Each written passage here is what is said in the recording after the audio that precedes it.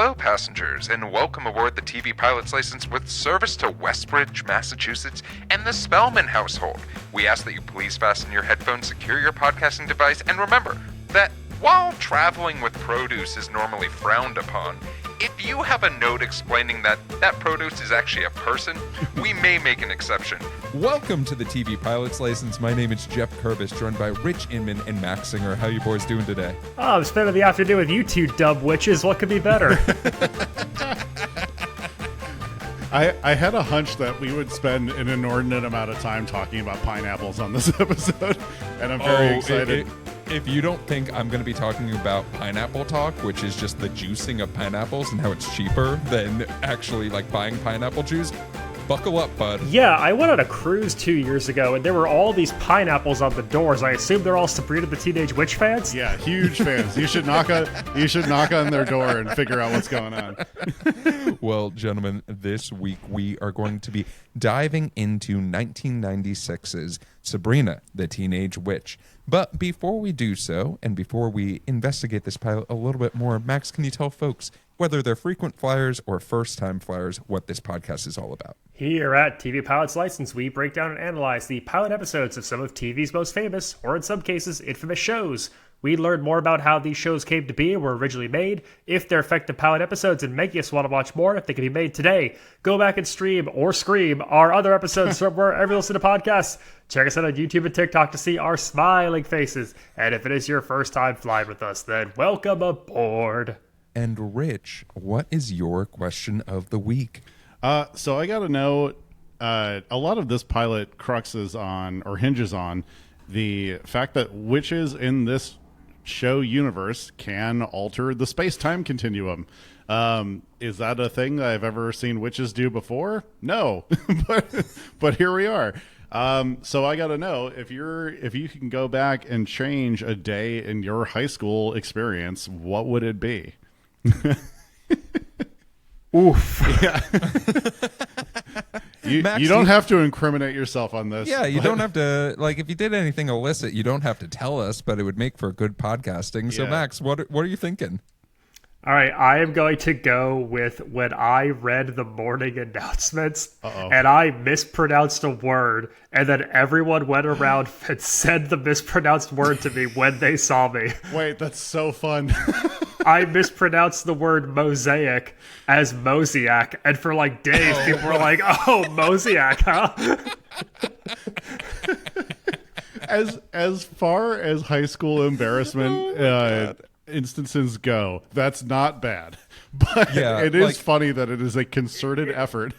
Just the first one that came to mind. Yeah, I mean, I have two, and Max, one of similar to yours, but I'll tell the story because it's a funny, but it's not.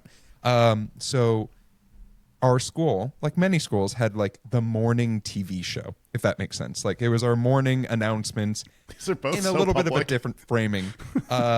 And so there were tryouts to be an anchor, right? And I was like, oh, hell yeah, I'm going to absolutely try out for this.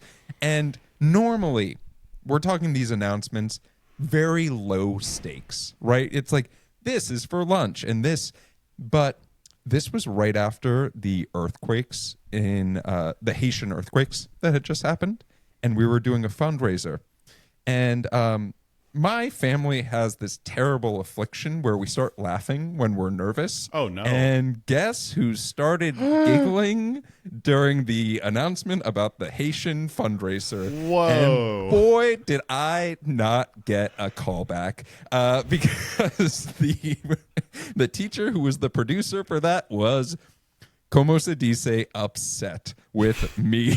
You're speaking that classic Haitian Spanish. Yeah, that classic Haitian Spanish. But the actual example that I'll go back to, because boy, was that embarrassing, was there was one day in high school, it was my junior year, where it was right around state finals for crew. So I was like staying up super late for crew practice and all that sort of stuff.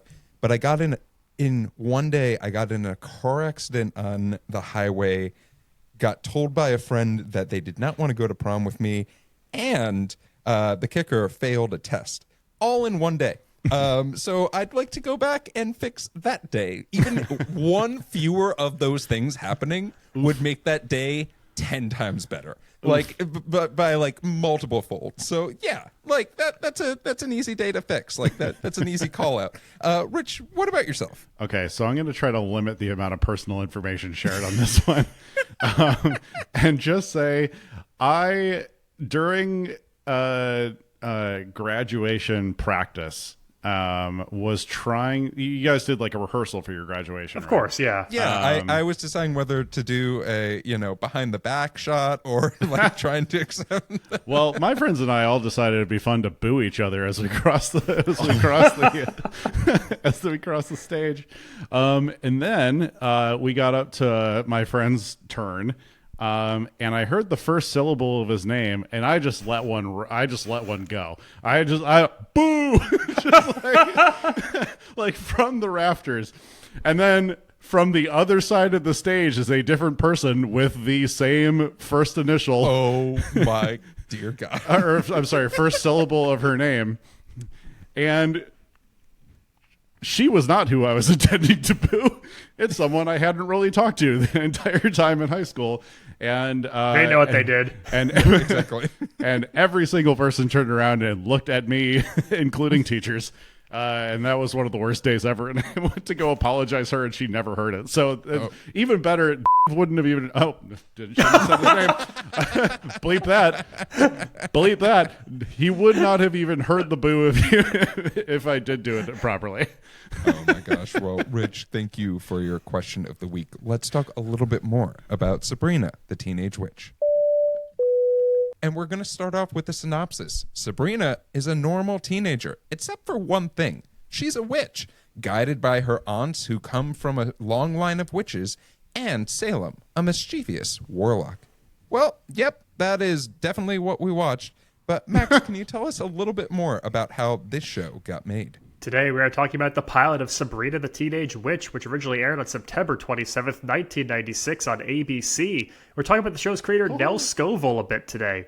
Journalist turned comedy writer, Nell Scoville worked the sports desk at the Boston Globe before moving to New York to write for Spy Magazine and Vanity Fair. She writes a spec script for It's Gary Shandling Show. Do you not remember Spy Magazine? I've never even heard of it. Oh, Spy Magazine this is some 90s shit right here. I just got Mad Magazine when I was a kid. Oh my God. But Yeah, you got Spy versus Spy Magazine. Yeah, that's right. Oh my God. Excellent work. Max, go on. She writes a spec script for It's Gary Shandling Show at Showtime, which she sells and works as a story editor on the final season of Newhart before being staffed on The Late Show with David Letterman. Scoville works for a variety of shows throughout the late 80s, early 90s, but because I'm contractually obligated, none were more important than her contribution to Season 2 of The Simpsons, penning the episode One Fish, Two Fish, Blowfish, Bluefish. Nice. Fugu me, baby. Yeah. In 2013, she co-authored Sheryl Sandberg's book Lean In, and that's all I have to say about that. What a insane ride this is. The character of Sabrina Spellman first appeared in Archie Comics in October 1962 and even led her own animated series in 1970 known as the Sabrina Comedy Hour or Sabrina and the Groovy Ghoulies. Before becoming the classic TGIF sitcom, a made-for-TV movie starring Melissa Joan Hart alongside a teenage Ryan Reynolds was released. Following a successful run on Nickelodeon's Clarissa Explains It All, which ended in 1994, Hart's mother, the producer Paula Hart, acquired the rights to the character from Archie Comics in the hopes her daughter could play the lead role in a TV or film production. Hart did not have to audition for the film or series. Whoa. The film was retconned and Nepotism. served as a proof of concept to get the series greenlit at ABC as part of its TGIF lineup. Due to the elaborate visual effects, this show was not filmed in front of a live studio audience, with the laugh track being added in post-production. Today's pilot is directed by Robbie Benson, who also briefly appears in the show as Sabrina's father.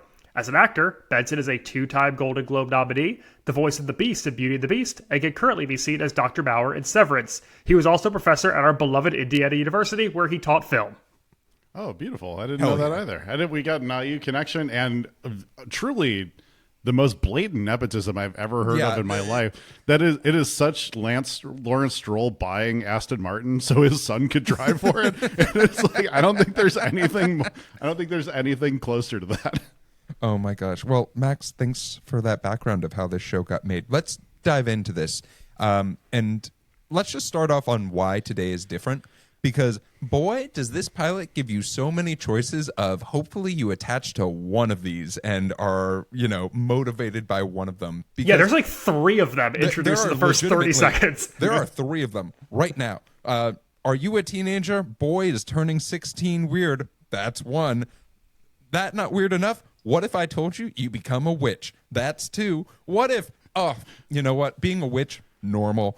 What if it's the first day of school at a new school, you fucking weirdo? That's 3. So, Rich, I'm curious for you, are you pulled in by these 3, or do you need a 4th? Because I can make one up. I think it's pretty insane that they start this off with a metaphor for becoming or discovering you're a witch in the same way that like a wet dream is used for puberty or something like that. Could you imagine if a wet dream was just floating above your bed? How much easier that would be? You floating into the shower. Yeah, that's what a wet dream is.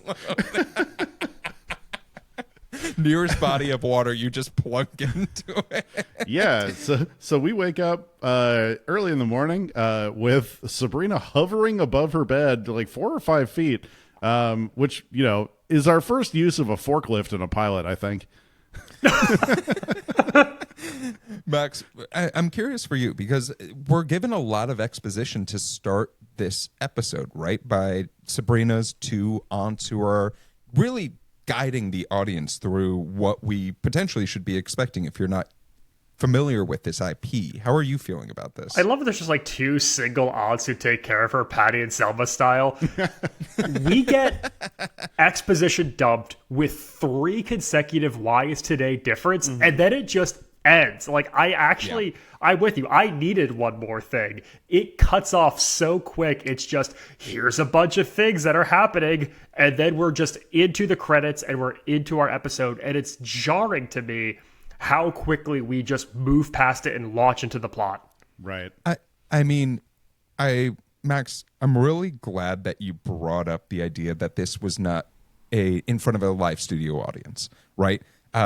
With the laugh track added in afterwards, because I'm gonna bring up something really quickly, and I hate being negative at the beginning of this pilot. Yeah, go there. Boy, is this pilot cut and edited awkwardly. It is something that stood out to me, and the main thing that I noticed, and I clocked it immediately, I don't know if you 2 noticed, the laugh track was off. Does that make sense? Like, I've never watched a show with a laugh track where the jokes didn't land. Yeah, where I was just before I knew knew a realistic audience. Before I knew this was filmed separately, I was just like, they're not laughing at the right jokes, right? Like there were other jokes that didn't even get like the murmur or like what we're used to in these multicams of like seeing like even the dumbest joke where like writers were like, we need a filler.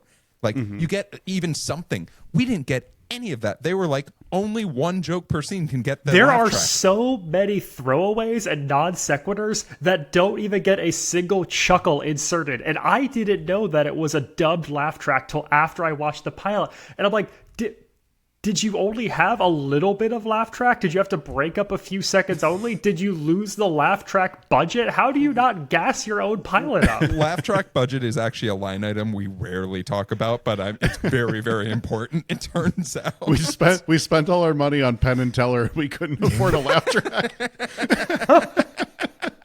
But like,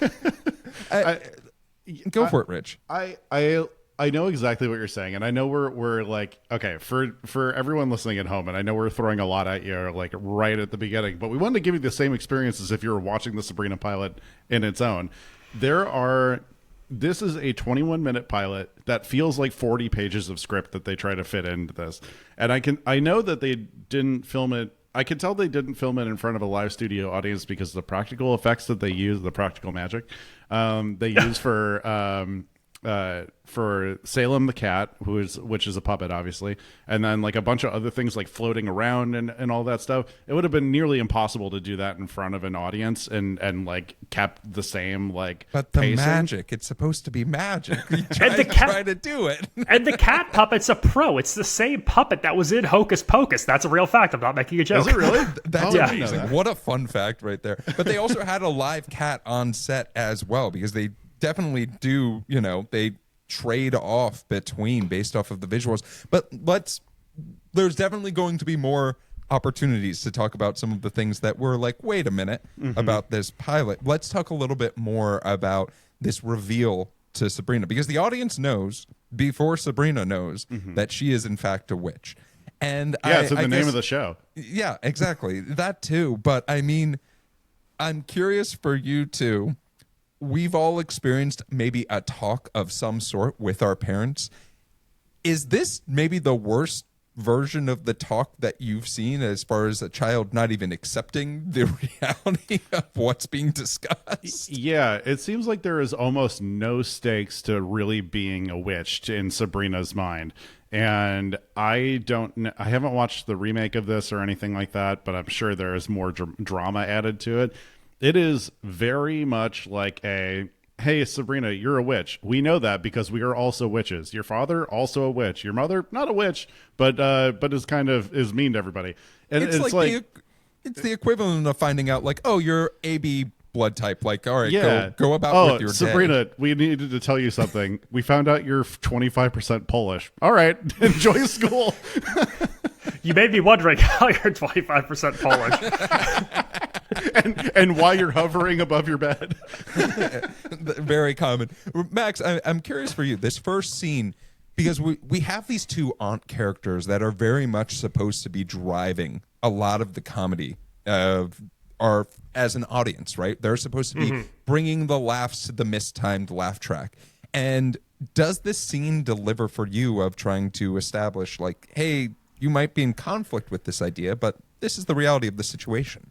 Not in this particular scene. I like them as her shepherds a little bit later on. And while I do understand, like, very classic storytelling, you have your protagonist, refusing to heed their call, and they're, denying what their journey's supposed to be. But it doesn't feel like we ever get beyond the surface. It's just like, you got me weird birthday gifts. I'm a witch. That's crazy. All right, I'm going to school. And that's it. It feels like so many of these scenes that are supposed to be delving into building our world and setting emotional stakes and how you feel as a 16-year-old who's dealing with all of this newness and all of this change. We never get into that. Like, there's just there's a surface that we don't quite get below throughout this pilot.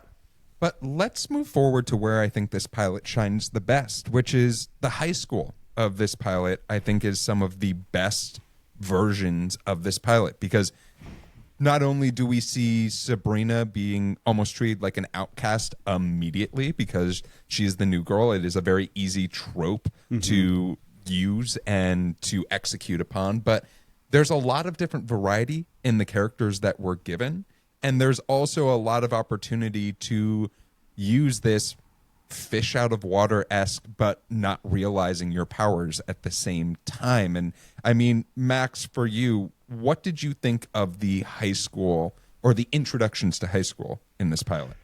I mean, classic 90s sitcom teen high school tropes. You've got the cool girls in the bathroom. You've got the sort of shunning of the new girl, her trying to find her place. And then I said, holy shit, that's Paul Feig playing her science teacher. Yes, it is. Which, looking at this now, I've got his IMDb up, and I didn't realize or remember that he also worked on It's Gary Shandling's show. And so it's like, okay, that's that fun connection with Nell Scoville and how he got this gig, most likely.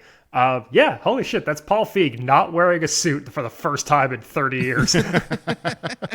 I know. I mean, he does do a terrific job as like as a teacher who's kind of like over it. He plays a special brand of like good at his job, knowing his students won't pay attention. It's both at the same time. I want to see Mr. Poole and Mr. Shapiro from Never Have I Ever in the teacher's lounge together after class. Splitting a bottle of wine.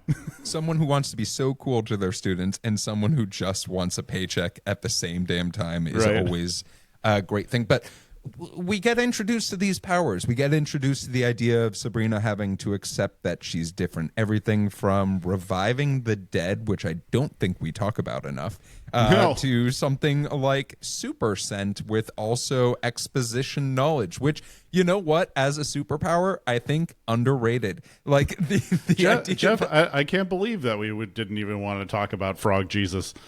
Frog Jesus, let's just bring it up. The idea that you could point at a dead thing and then it just suddenly is fully revived without consequences is a terrifying notion that we fully skirt over in this pilot. The idea that turning back time requires council approval from this council that we will talk about in a little bit. But and how reviving someone from the dead is just a ho-hum idea fully changes my concept of what certain responsibilities are. This is just adding more to the sheer like amazement that they didn't make the reveal of her powers from her aunts more dramatic. It is just like, oh, if someone sat me down and said, hey, I am a witch, you're about to start noticing some really insane shit. By the way, there are 2 realms of reality that you now have to contend with. I'd be like, maybe have some follow-up questions. She just left for school. Can I take a sick day? Like, can I please? She revived a frog. She controls the movements of her classmates. She essentially like shoots lightning from her fingers. And you're not going to want to talk about that a little bit more? And the most we get into this is Sabrina exclaiming, so you're saying that I'm not who I think I am? Like, no, yes, that's exactly what we're saying. Yes, exactly. Yes. Also, your dad's a book. Sorry. Yeah. So once Sabrina realizes this entire idea, right? Maybe realizes the consequences of this revelation and maybe the acceptance of as well. The idea that her dad's a book is a thing that I could possibly talk about for 5 hours. There's a lot of questions that I have. And has he been there the entire time in book form? Like, there's a lot of things that It's also the most impressive use of CGI or however they do that in the entire show. But in my notes, one of the wildest choices in this book is talking to your book dad about if the divorce is final is something I never thought I'd write in my notes. Talking to your book dad is just... I got to go talk to my book dad about divorce this. is a thrown away idea for an after school special. Especially when Sabrina has to ask him about this incredibly ludicrous sounding story involving her mom. Like, is she really digging for fossils in Peru? And he's just like, yes. Which I don't know if when they she was researching spiders in the Amazon when she died. Damn it! Oh, I'm sorry, beat you to it. I see you beat you to it. That was all I could think about. Was the line sorry. from Madam Web. Like, he was with my mother when she was digging for fossils in Peru right before she died. I was truly thinking about in another ridiculous comic book movie, the first Suicide Squad, where he's like, this is Katana. She has a sword that can steal your soul, where you're just like, wait, I need more explanation than 2 Also, seconds. we're learning about how there's issues and discouragement between human, mortal, and witch relationships that we're also just going to breeze right past. Yeah. They really left a lot open to be like, well, we got to explain this later, I guess. Yeah, this is for episode 10. Like, that's at least a few down the line. We get a training montage, though, which I thought was actually something that this show needed. It needed to give us the idea that, while there's traditional school and traditional life, there's also the idea of training and better understanding your powers and better understanding this other realm that has been introduced near 12 hours ago, right? Yes. Like, and I it's time to talk about pineapples. It's time to talk about the pineapple budget for this show, which definitely interrupted the laugh track budget of this show. And I mean, I'm curious for you too. as far as this training montage, did it hit for you? Do you think that it was a good use of the talent that we had on screen? What are we thinking? This is like peak Nickelodeon Disney humor, where it's just like, yeah, I'm going to give someone a really amazing ability, but I'm going to keep making them do one random thing over and over and over again, that she cannot stop turning things into pineapples. That's beautiful. That's a perfect joke for this show. I think that's one of the best like comedy moments in this 21 minutes that we get. Yeah, I think this is the scene where we get the most relationship between Sabrina and her aunts. I feel like we get the most of their humor, and you sort of have this like straight man, silly one relationship between the two, and like how they want to treat Sabrina and how they view the outside world and the mortal realm. And then, yeah, like you said it, Rich, just this idea of like beating the game over the head and just having a comical number of pineapples scattered throughout your entire set. Every single time we cut back to the house, there's going to be something new happening with the pineapples. Like, it's just this fun runner that's a real easy, like, well to go back to for jokes. And now that we have this idea that Sabrina doesn't truly have her full understanding of what she's capable of, we get a warning of don't point your fingers at anyone, which is just good advice in general. I suppose, but how are you supposed to tell people where the bathroom is at your house? But, you know, we get this Mulligan Day. And, Rich, you mentioned it in your question of the week, right? That's right. A day that you'd want to relive, and Sabrina experiences that with it all ending with her turning the school cool girl bully into a pineapple. And, I mean, what do you guys think about the idea of this introduction to a new rule that the audience might not be aware of, but brings in a couple of fun faces that we all might recognize? Yeah. When I watched this, I texted Max. You were probably already asleep, Jeff. Probably. I texted Max is like, we're gonna have a hard time not talking about these cameos of this like wizard council basically for 10 minutes to keep it under 10 minutes, because the wizard council is Penn and Teller. A huge get for this show, I would imagine. I think they're pretty popular at this point. This is the peak of their popularity right now in the mid-90s. Like, we were talking... Just about to start getting TV appearances on a regular basis. TV appearances, they're, I think, maybe a year out from their mainstay in Vegas, like even opening. They have a gorgeous theater at the Tropicana, if you have not been there. And also, we can't forget Debbie Harry from Blondie. Why? Amazing. How? Okay, just knowing that number one, Caroline Rhea, I already knew her as a stand-up comedian from this era. Like, this is like already a huge get for this show. But Debbie Harry, Penn and Teller is so insane to me to have as a guest for your pilot episodes, because if they're going to play something that you can access anytime from your closet in the house where they're going to be centered this entire show around, you have to constantly keep rebooking Debbie Harry and Penn and Teller to do your TV show. And I don't know how many episodes they collectively did for this show, or if this was the only trip to the Wizard Council or Witch Council or whatever, but it is a truly insane get. And do you think this would have hit very well when you were a kid? Like, I didn't know who Blondie was when I was 6. But well, I don't know if you know the backstory here, Rich, but Nell Scoville bumped into Debbie Harry and pitched her on the role, and Debbie said, "Call me." God damn it. So dumb. And you know what Teller said? Just that. Yeah. We like to have a little fun here at the podcast. Exactly. We're an audio medium, but we like some visual gags as well. I just realized his name is Teller and he doesn't talk. Yeah. Okay. All right, how you doing with that information, Rich?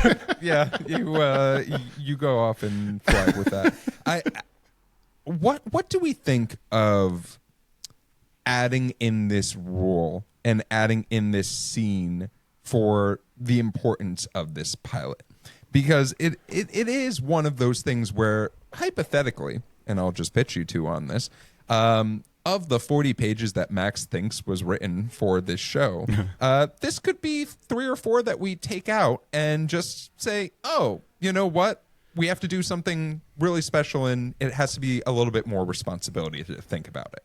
I think you need something that raises the stakes of this witch and wizard world. I think that you need to have some indicator that it is not just suburban high school, that there is something that exists over this. And if you could also get 3 really big celebrity cameos that all of the parents who are watching this on a Friday night can go, oh, how fun. I mean, that's an added bonus. But yeah, sure. I think that you need something more than just the ads. When you've tried to introduce so much exposition, you almost need somebody to just like explain the whole game in like 90 seconds. And that's what the council does. Yeah, it also establishes a third location, which I think you would need to keep a pilot interesting. If it's just home and just school, it really is like, okay, we haven't done a lot of action here. We haven't moved a lot. You know, it does raise a couple key elements of like, what do you mean Sabrina's never been in her own hallway closet before? I suppose not. Although, oh no, she's actually staying with those. She doesn't like constantly live with those ants, right? She has not lived there all the time. She's staying with them now because of the. To get into Sabrina lore for all you Sabrina fans, please. Because of her parents being magic user and non-magic user, she can't stay with her mom for the next 2 years. Because if she does, then her mom. What was the punishment, Max? Do you remember? It was something if she abhorrent. even looks at her mom for 2 years, her mom will turn into a giant ball of wax. Yeah. Gross. Which, candles. But as far as that goes, though, I do think that it is interesting to add some stakes into a TGIF show of some sort. They need to, I think they needed to give a little bit more reasoning into each potential punishment here of like, hey, you know, there is a council that will let you alter the space-time continuum, but you have to like do blah blah blah, and then it'll, you know, otherwise you'll be banished from something. I don't know. But it's also kid logic. Like, we have to keep that in mind too. Like, we're talking about this like there has to be some sort of structured rules, and I'm guilty of this right now too. But at the end of the day, this all has to abide by kid logic, where it's very easy to understand. And we don't have to get too into the jargon or the semantics. There needs to be a very easy thing that we can either follow or a rule we could break, and that's going to have some sort of ramification that helps move our plot along. And that's all it has to be. That's true. So and you have to have Debbie Harry in it. So we do get the resolution of the Mulligan Day being given, right? We get this resolution of Sabrina having her best day in high school in this new place. And then we also get the very sudden reveal that this cat that we've had on screen this entire time turns out to be a puppet, which was not explained nearly enough for me. Like, because Rich, you just talked about, Rich and Max, you just talked about the concept of kid logic. We need an introduction that the cat's actually been a talking cat the entire time. Well, in my book, that is true, because like the cat does talk before the end reveal. The end reveal where he was formerly a warlock. That Sabrina can hear him, and it was just like, I don't know. How do you not hear that? Is like what level do you have to get to be able to hear your own talking cat? And then he's a fucking warlock. He's a warlock trapped in the cat's body. After you talk to Book Dad, you get to hear the cat talk to you. Rich, to answer your question, a little over 5 milligrams usually does it. Nice. I'll send you a can, and you can have a fun time talking to a cat. But yeah, that really is our pilot, including a cute little after credit or in credit scene that we get as well. But I'm curious, gentlemen, there's a lot of stuff we didn't talk about as far as this pilot goes. What were some things that you loved about this pilot that maybe you wanted to give a little bit of shine? Well, I know that there is a lot of like, we talked a lot about how like mismatched this laugh track seemed to be. But some of these one-off jokes were just like, it was like little New Yorker cartoons that they just slapped in here. It was like, there was one line that where the two ants are sitting at the table is like, there's a lecture at MIT about the Heisenberg uncertainty principle. It's at 8 or 10. And I'm like, that's fucking crazy. What an insane. That's a Simpsons joke if I ever heard one. And I'm just so, it's so surprising to throw that in there because no chance anyone under the age of 21 is going to understand that. If you're watching there was the a show. great one where they're playing cards and then one of the ants is like, I have 5 aces, and she's like, you cheated, and she's like, no, I didn't, I have 5 aces. And I was just like, that deserved a laugh track moment. That was a good one. 100%. That's a good joke. But Max, what about you? I need to give a shout out to my MVP of the episode, the kid without a name who I don't even think we actually see on screen, who shouts, "Everybody hit the dirt," when she turns her bully into a pineapple in the cafeteria. It's one, the choice of the phrase "everybody hit the dirt" is so funny. 2, his delivery sounds like he's a 30-year-old man in this. Is that that's the larger kid with the curly hair who does that? Was that Sean Weiss Goldberg I thought that was from Sean Mighty Weiss Ducks? from Oh, Mighty is Ducks. it? Oh, think I so. don't. Well, his character I don't believe is named in this. No, then. I think this was like a one-off. Yeah. I think that's He is. Goldberg. He's Yeah, listed that's as Goldberg. male student. So we have a character with no name who just shouts, "Everybody hit the dirt," and it transported me to another realm. Like that line exists outside of suburban high school life. It's delightful. Yeah.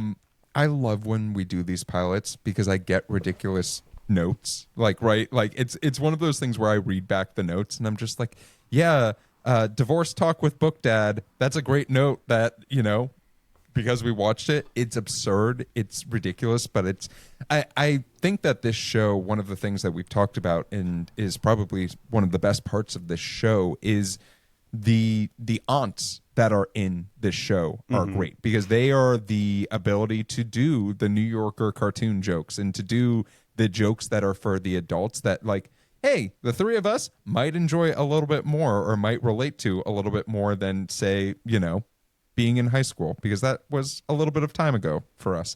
What about wait a minute moments? What about things that cause you pause? Things that you want to discuss a little bit more about this pilot? Rich? What the absolute fuck was that Brad joke? That they say twice. What was that joke? Am I missing something? There was no character named Brad. There was no one talking about anyone named Brad. It was the character. Talking about the Brad Pitt knock knock joke? Yeah, it was like knock knock. Who's there? Brad. Brad who? Brad Pitt. Is there any other Brad worth mentioning? That's the whole Could you joke. imagine if there was another Brad in the school and he hears that girl say that joke and you're just like, oh. Well, I that's was that- I was like searching through the IMDb. I was like, is there another Brad that like broke up with this girl or something like that? What is this joke? It is That's driving also me like insane. that's also a New Yorker type cartoon. yeah, exactly. That's some of the jokes that are just, there's something for everyone. Max, Sure. what about you? I think for me, and this is a little bit of a soft one, it's the extended dancing to 90s guitar rock with Salem to end the episode and fade out because there's just no button. It's just like, I don't have an end. I don't have an out here. So we're just going to play some rock and roll and have her dance with the cat for 90 seconds. Well, and we all know how Max you are with shows ending in the 90s with either everyone singing or dancing to a certain song. That has to do about stones or rocks. No, this is not nearly as egregious as the Full House exit, but it's just, I don't know. I feel like I wanted a stronger button on this, and instead it just kind of fades out. I completely agree. It feels like something that is very specifically for small children. And, this show is for small children. And the Full House exit also just felt like something that's like, I don't know. Let's give a little kid something to bop to, I guess, while we're getting out of here. It feels like a punt, basically. Yeah, and for myself, I sort of talked about it at the beginning. This show was edited, and like the post of this show is weird. It is some strange choices that were made, and I would love I would love to be given the opportunity to just have the laugh track button and be like, just give me a chance. Please give me a chance to recut this, because I think I could make it where we're all like, oh, that was a really delightful, like 20-minute pilot that we watched with like a great laugh track that, give me 5 different variations of the laugh track and no one will notice that I have a very specific equation of how I go about it. Well, we do have one more question. That's an in-flight question. We got the same in-flight question from multiple people this week. So we have to do it. had the same thing on their mind. And that was, if you had to be turned into an animal as a punishment, which would you choose? So multiple people have asked us, what animal, let's say you were a mischievous warlock and you had to be turned into an animal, what life are you choosing? I think I might actually choose cat. I think it's that's a pretty solid choice. They're the most self-sustaining home pet. Like, you can live indoors, be fully domesticated, not have to worry about shit, poop where you want, eat when you want. It's pretty solid. Max, what about yourself? If cat's off the board, I'm going platypus. There's no way cat was number 1 and platypus was your number 2. There's no goddamn way. All right, explain yourself. You chose the dumb answer, so I was just, I know you guys were asking what my favorite band was. I want beef bourguignon. Like, what the fuck is that answer? I know you guys asked what my favorite band was, and since I couldn't say the Beatles, I'm going to say Neutral Milk Hotel. War. Look, I got poisoned barbs. I'm the only mammal who lays eggs. I've got a unique existence that people talk about. I'm a little celebrity within the mammal world. I don't believe the platypus necessarily has any known predators that I can think of off the dome. So I think I could live a pretty good, interesting, unique life.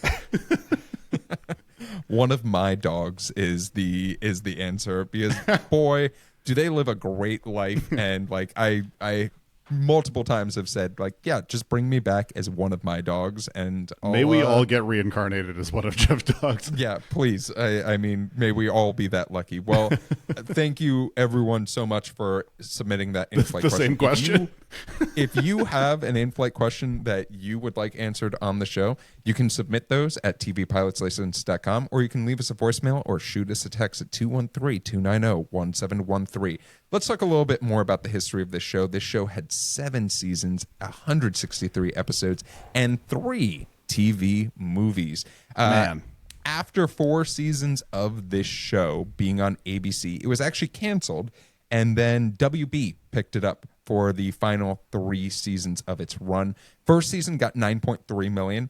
It peaked around 12.5, and then in its final season on ABC, it got 10.2 million, which is still very good. So I'd love to hear about the politics of what happened and why it was canceled.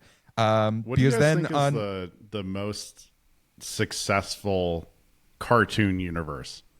Oh yeah, we're going to talk about the cartoon. Okay. Oh, do you think it's Archie? Do you think it's? I think it might be Peanuts. I think it might be Batman. I'm trying to think of like what would be the most, as far as like what has collectively made the most money. The Josie and the Pussycats movie. You got Riverdale. You have like. Now you have so many different properties. It's definitely the DC stuff. Yeah, I would that or Warner Brothers. But Batman never topped the Hot 100, and the Archies did. Well, actually, speaking about the Hot 100, let's talk a little bit about physical media, because boy, did this show have a lot of it. It included DVDs and a soundtrack that was released that also included. It was basically like Now That's Music, but for the music that was on a soundtrack. I just basically explained what a soundtrack is. They sold a little hit clips of that one actor saying, "Everybody hit the dirt." Yeah, there was stuff like Spice Girls, Backstreet Boys, Britney Spears. Also, Melissa Joan Hart had a song on the soundtrack, which why her not? Mom is potentially the best, like crowned the best stage mom of all time. That's crazy. Not only did this show have a soundtrack, it had not 1, not 2, but 6 video games that you could purchase, ranging from everything from PC to major consoles as well. The show also, Rich, you're saying What a great stage mom. What a great stage Well, mom. okay, what a successful stage mom. Wait for this little bit of trivia, because Sabrina the Teenage Witch had not only a live series but an animated series, and that animated series was not voiced by Melissa Joan Hart, but by her sister Emily Hart. Emily voiced Sabrina. Keep it in the family, baby. There was also a newer series that was actually voiced by Ashley Tisdale in 2013 that found some decent success. This show was like syndicated everywhere. It was syndicated like nearly right away. There's also a Turkish version of this show that was like original called Akmi Kadi that also starred Melissa Joan Hart. Yeah, also Melissa flew over to Turkey. Let's talk a little bit about awards. 47 nominations, that equated to 14 wins. And there were multiple nominations for surfboards, but here's my favorite fun fact from everything I looked into that. All of the Kids' Choice Award winners were Salem the Cat. Salem the Cat won every single Kids' Choice Award for this show. Fuck yeah, dude. That is low-key so fucking funny. Yeah, that just narrowly beating out Triumph, the insult comic dog, every year. Yeah, just like that. Melissa Joan Hart didn't come at home with any U.S. Kids' Choice Awards, but a fake cat came home with all of them. But that is the history of this show. Rich, you were pitching and you were telling us that you have a crazy game of the week. So it is time for Rich's game of the week. Yeah, this really evolved. I wanted to do some trivia about three named celebrities because obviously Melissa Joan Hart, people who are known for three names, and a conspiracy unraveled in front of me. So do tell. I want to know, can you name the witch property that is associated with each of these three named celebrities? It's all actresses, all women. Okay. Sarah Jessica Parker. Hocus Pocus. Yeah. Melissa Joan Hart is going to be obviously a free space. Evan Rachel Wood. Oh, Practical Magic. Practical Magic. Holly Marie Combs. I don't know. Charmed. Anya Taylor-Joy. The Witch. Witch. Catherine Zeta-Jones. The Legend of Zorro. Chicago. She played Morticia Adams, who is canonically a witch. She had it coming. All right. And another one, Helena Bonham Carter. Oh, Harry Potter. Technically, but I'm thinking of a different one. No, give it to him. No. Then she played two. The other one was Big Fish. And All it right, gets crazier. I'm not going to make you try to guess these. Tiffany Amber Thiessen is going to be a witch in the upcoming Coven Academy. Bryce Dallas Howard was cast as a witch on Disney Originals' Witch Mountain. Jennifer Elise Cox, also or Jan Brady, was in the Bewitched remake. So if you are an actress known by three names and you are in line to play a witch, stay in line. And every single three named actress gets a shot at playing a witch. Jamie Lee Curtis, technically in Freaky Friday. When will Julia Louis-Dreyfus get her moment? Yeah.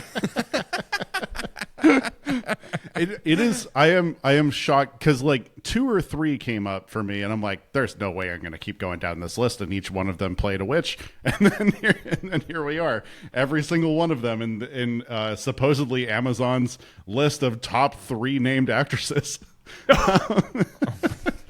Well, Rich, thank you so much for that game of the week. As our flight is starting to descend and come to a land, I have 2 questions for each of you gentlemen. And the first one is based off of the pilot and the pilot alone. Would you watch more Sabrina, the Teenage Witch? And then the second question is, this is TGIF, right? This is a very specific style of television. So I'm curious, and this sort of goes back to our Full House idea, but do you want a little bit more spooky TGIF, something that goes around the supernatural a little bit more and maybe is friendly for the entire family? So, Rich, what are you thinking? And TGIF is family programming for Friday night, basically, yes. right? Okay, yeah. Number one, I'm saying no on watching more of this based on the pilot. It's just too much crammed into one episode, and they probably should have added this a little bit more. Number two, I would say, kids love spooky stuff. Kids love like a little bit of like supernatural stuff happening in their TV shows. They love kids with powers. There's the hero's journey that all of them go through, where it's just like, I don't want to be a special kid. I don't just want to be normal, which is like every single fucking this show. The one about Superman, Smallwood. No. Smallville. Thank you so much. They're all kind of exactly the same. So there is certainly a market for it. Max? I think this is a 10 out of 10 premise that unfortunately is just not executed as well as it could be. And so for me, I'm going to say that no, this pilot did not make me want to keep watching more of Sabrina. As to your second question, I got 4 words for you, buddy. Wizards Beyond Waverly Place. That show is absolutely crushing it on Disney Plus right now with the younger generation. Agree with everything Rich said. Kids love superpowers, that feeling of it's okay to be different, and the messages and memes we can hide in that. I think that absolutely youth and YA and family-driven supernatural and spooky shows have meaning and have purpose, and yeah, I'm all for seeing more of them. Yeah, if I was going to watch a Sabrina pilot, I'd watch The Chilling Adventures of Sabrina, which is actually a bonkers pilot. And it was in the back of my mind the entire time watching this, because I was like, wow, this one really doesn't hit when you know that there's something better out there, right? Like, you know that there's someone who took this IP and just was like, what if we didn't make it family friendly? Because, boy, don't watch that with kids. I'm just going to say that once, and you can make the decision after I've said that. But, yeah, for the second thing, Max, I think you hit the nail on the head. Like, Disney, for some reason, just has the code when it comes to doing... Like, there's the entire zombie series that Disney does, which it's like Disney original movies that's... Like, they're making the 5th one right now, and people are losing their minds over it. My mom went on a date with a vampire. I might have said the title wrong for that movie, but that movie slaps. And I remember watching that when I was a kid and being like, yeah, this is cinema right now. So, like... Yeah, make spooky stuff for kids. It doesn't need to all be like, I'm not suggesting you watch the new Frankenstein movie on Netflix with your child, but like, definitely don't do that probably, but like, have fun. Well, if you want something family friendly, spooky, scary, there's the new Monsters Ed Gein thing that just popped up on Netflix. There's some kids in that. Everybody go. What's the worst nuts. monster thing that you could suggest for someone to watch with their has family? Addison Rae in it. Kids love Addison Rae. How bad could it be? I'm going to suggest you watch Mother with your kids and tell me how that goes. Because kids love moms, and Hereditary, that's just something everyone needs to know about. Lil Diva head come off. You know what? Hereditary teaches us all something very important. Wear a seatbelt. But yeah, I think that more spooky stuff for kids is a lot of fun. There's a reason that Stranger Things literally is just one of like the most popular shows of all time when it came out, because it tells a fun story in a different way. But gentlemen, that is our flight. Before we go and set off on our spooky destinations, where do you want folks to find you?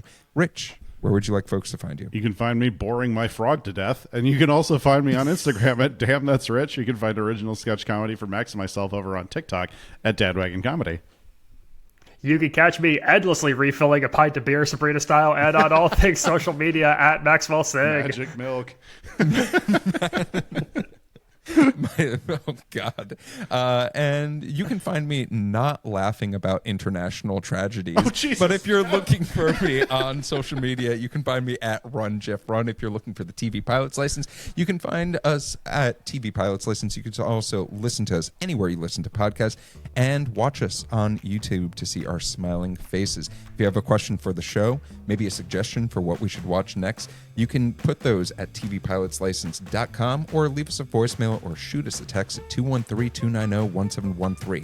make sure to watch out for some of the stuff that we have coming up. But with the plane landed and the seatbelt sign off, we look forward to flying the bright skies of the TV world with you again soon. Until next time, keep your eyes on the skies and your fingers on the dial. Brad Book Pitt. Dad, can you tell us about divorce and why it happens?